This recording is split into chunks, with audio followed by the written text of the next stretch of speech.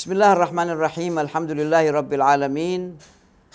Allahumma shalli wa sallim ala sayyidina Muhammadin habibi rabbil alamin wa ala alihi at-thayyibin at-tahirin wa ashabil akramin wa tabi'ina lahum bi ihsanin ila yaumiddin. Amma ba'd. Pemirsa sekalian dimanapun Anda berada, Assalamualaikum warahmatullahi wabarakatuh. Kita masih pada kajian pesan-pesan kehidupan Nabi Muhammad SAW. Pada malam hari ini saya memilihkan sebuah pesan yang disampaikan Nabi Muhammad SAW kepada sahabat Sulaim bin Jabir al-Hujaimi. Satu ketika sahabat Sulaim ini datang menemui Nabi Muhammad SAW. Sesampainya beliau di hadapan Nabi, begitulah sahabat-sahabat ya, selalu ya, setiap hari mereka tidak pernah bosan-bosan minta pesan-pesan Nabi karena mereka takut apa yang mereka lakukan tidak bersesuaian dengan apa yang diinginkan oleh Nabi Muhammad SAW. Sehingga mereka seringkali ya, menggunakan kesempatan-kesempatan ketika mereka bisa berdua dengan Rasulullah, bisa bersendirian dengan Nabi Muhammad, mereka menggunakan kesempatan itu untuk bertanya, ya, minta nasihat, minta wasiat. Nah, begitulah sahabat Sulaim bin Jabir. Beliau datang menghadap kepada Nabi, Nabi sedang sendiri, lalu beliau mengatakan, "Ya Rasulullah, ausini. Ya Rasulullah, tolong berikan kepada aku wasiat. Pesankan sesuatu kepada aku yang aku bisa jadikan itu sebagai pedoman dalam hidupku." Lalu Nabi Muhammad SAW ya, berpesan kepada sahabat Sulaim. Wahai Sulaim, alaika bittiqaillah. Aku pesan kepadamu agar bertakwa kepada Allah Subhanahu wa taala. Nah, Rasulullah SAW pemirsa selalu mengaitkan antara keyakinan dengan akhlak. Ya. Ya. Tadi pada kajian yang lalu Rasulullah berpesan jangan menyekutukan Allah kepada sahabat Abi Darda. Ya.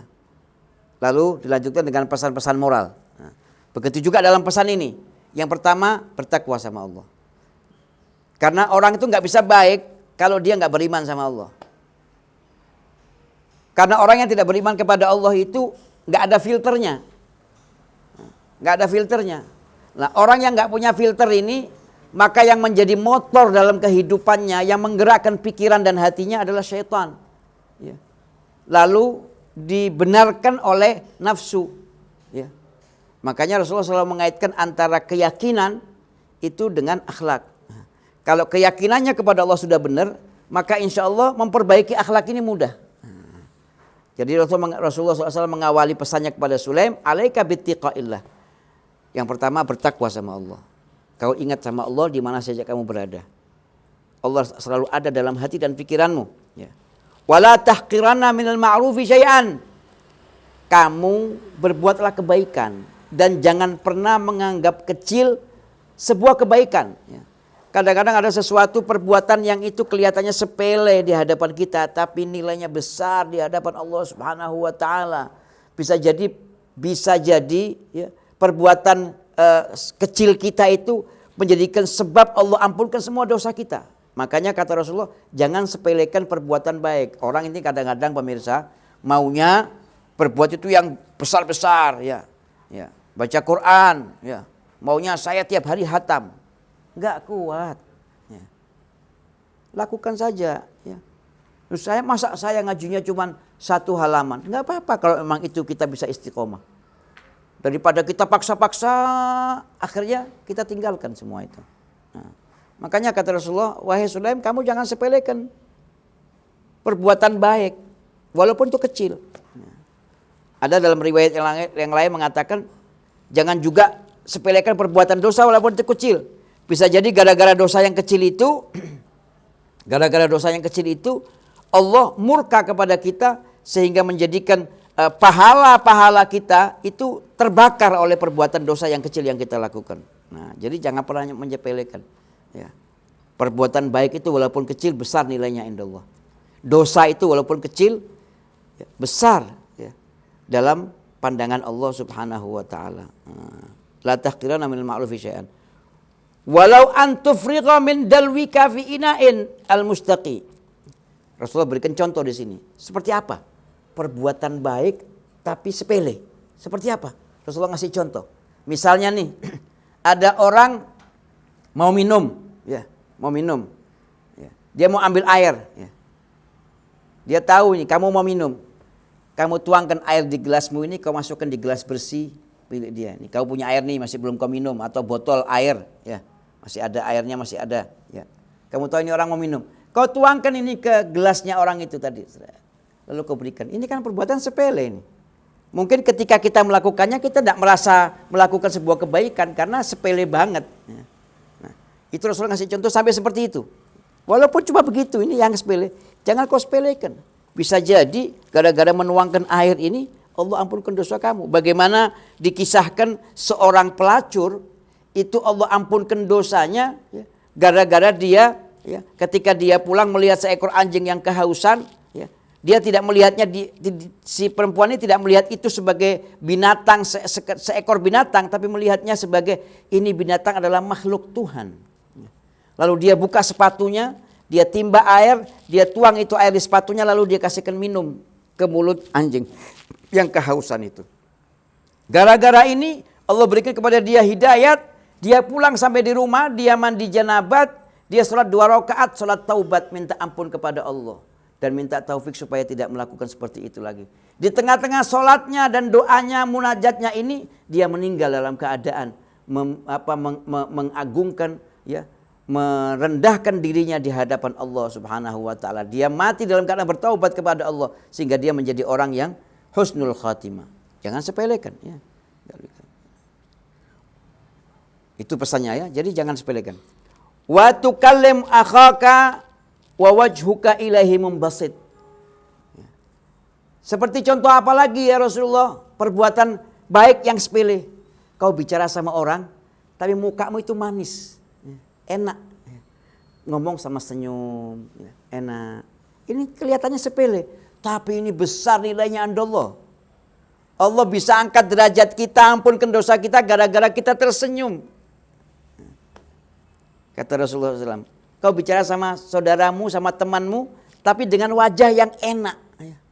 Kalau bahasa orang Surabaya ini apa? Semberingah. Enak, ngomongnya tuh bahasanya enak, mukanya juga enak dilihat. Enggak ngomong sama orang sama muka begini. Ini sekarang kan zamannya orang kepingin kelihatan wibawa. Orang nggak bisa bedakan antara disegani sama ditakuti. Sehingga kadang-kadang dia sengaja dia berwajah sangar supaya ditakuti. Nah, orang ditakuti itu nggak dihormati loh. Orang ditakuti itu dihindari, tapi kalau orang disegani itu dicintai. Dicintai dan tidak dihindari. Cuma dia segan. Nah, beda antara ditakuti dan disegani. Nah, kadang-kadang orang sekarang ini kepinginnya kelihatan gimana gitu supaya ditakuti. Dan orang senang ditakuti. Orang ditakuti itu nggak enak. Dimusuhin orang, dijauhin orang. Tapi kalau orang disegani orang itu enak. Kita dicintai. Di mana kita ada orang senang dengan keberadaan kita. Dan keberadaan kita ini, keseganan dia kepada kita membuat orang yang segan kepada kita itu tidak melakukan hal-hal yang tidak baik. Nah, ngomong sama orang yang enak, muka itu yang manis, ya. Jangan kita punya wajah ini, ya, pedas kayak sambal begitu, ya. Nggak enak dilihat, ya. Yang enak. Ada akhlak Nabi Muhammad. Ini sekarang akhir zaman jarang kita lihat orang yang senyum ini. Ya. Di mana-mana kita lihat orang marah-marah. Di mana-mana kita lihat orang wajahnya sangar-sangar. Ya. Nah, mudah-mudahan kita dijauhkan oleh Allah SWT daripada sifat-sifat seperti itu. Ya. Kemudian kata Rasulullah SAW kepada sahabat Sulaim, wa iyyaka wa isbalil izar fa innaha min makhilatin wa la yuhibbuhullah. Ya, kata Rasulullah, wahai Sulaim, janganlah kamu, ya, kalau pakai baju berlebihan. Zaman dulu pemirsa, zaman dulu orang-orang yang kaya itu kalau pakai baju mereka sampai melambai-lambai di jalan. Ya. Ya. Itu menandakan bahwa dia orang berkecukupan berada. Tapi budak, orang-orang miskin nggak boleh pakai baju yang sampai berlebihan itu panjang-panjang. Ya. Makanya kalau kita lihat itu, ya film-film kisah-kisah, ya zaman-zaman khulafa dulu ya, Abbasiyah, Umayyah, bajunya kan sampai panjang-panjang. Itu tanda bangsawan. Nah, kalau orang yang tidak bangsawan bajunya pendek.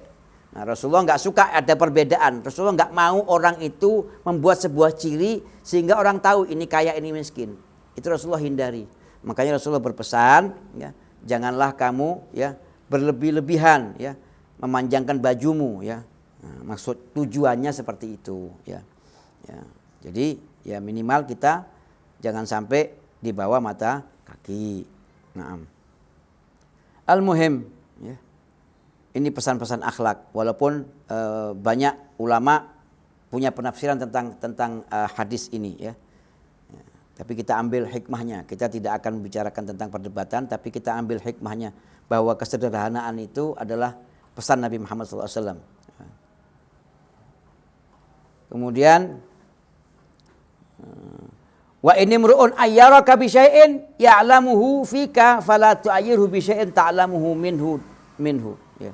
Kalau kamu ya punya kejelekan dan kejelekanmu diketahui orang lain, lalu orang lain mencerca kamu dengan menyebut-nyebut keburukanmu, maka jangan kau balas dengan mengumbar kejelekan orang itu walaupun kau tahu dia melakukan kejelekan itu. Jadi misalnya kita dimaki, oh kamu ini memang pencuri. Ya. Dibuka ini aib kita. Kita tahu dia juga pencuri. Kamu juga lebih serem dari saya, tidak boleh. Walaupun kita tahu kejelekannya, kita jangan mengumbar kejelekannya seperti dia mengumbar kejelekan kita. Kita diumbar kejelekannya, kita malu. Orang lain pun juga malu. Jangan lakukan seperti yang dia lakukan. Nah, kemudian ya, yang terakhir pesan Nabi kepada Sulaim, ya,